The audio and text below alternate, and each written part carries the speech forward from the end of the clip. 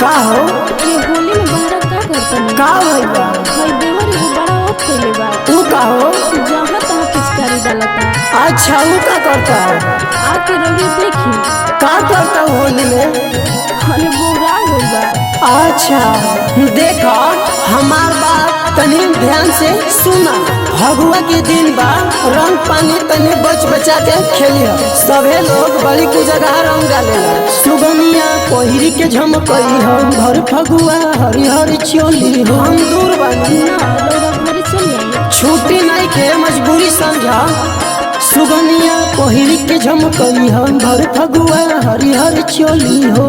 असो हम घरे ना आइब समर के खेली होली हो। के करा संगे खेली भइल बा देवर बेहाया हो हरे पिच करी ससाया हो। भइल बा देवर बेहाया हो हरे पिच करी ससाया हो। भाई कसाई हो गइल बाड़े जाएगा तनी बर्दाश्त करी हमसे ना बर्दाश्त हुई। काहे हो रउरे के जहां तहां डालता। छोड़ हटाओ बारिश बारिश के दिन बा खिसिया मत।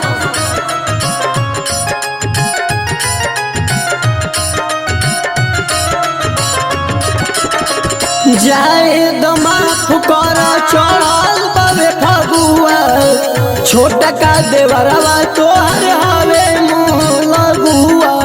जाए दा प्यारे से समझा दिया ओके ना समझाई जाए दमाफ कर चढ़ल बबे फगुआ छोटा का देवरवा तोहर हवे मुँह लगुआ।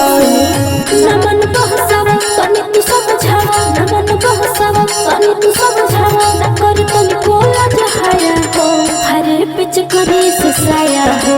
भइल बा देवर बेहाया हो हरे पिच करी ससाया हो। भइल बा देवर बेहाया हो हरे पिच करी ससाया हो। देखी तनी समझा के रखी उनके।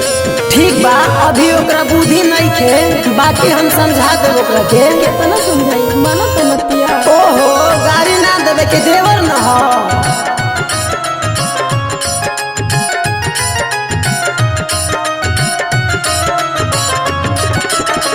देवर भौजाई में आता ना हो खेला। टाई बोल छोटू देवरा हवे अलबेला। तू तो और खेल करबा। इहो बात भइल देवर भौजाई में आता ना हो खेला। टाई बोल छोटू देवरा हवे अलबेला। ए हरि के सुतिया मानिला बतिया ए हरि के सुतिया मानिला बतिया नसीरू साड़ी लाया हो हरे पिच करी ससाया हो। भइल बा देवर बेहाया हो हरे पिच करी ससाया हो। भइल बा देवर बेहाया हो हरे पिच करी ससाया हो। एकदम गजन क देले बा।